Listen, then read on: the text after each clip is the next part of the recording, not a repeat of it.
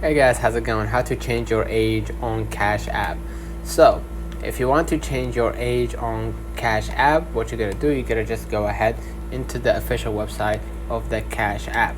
Okay, and then what you're gonna do, log into your account, all right, or go to the official website, tap on your profile icon at the top right corner, and then scroll down, select personal, tap on date of birth and enter the correct date of birth, and then tap save to update your information. If you encounter any issue or if the option is not available, you may need to contact Cash App support for assistance. So let me know in the comments if this video helped you. Don't forget to like and subscribe, turn on the notification bell to receive every video we upload.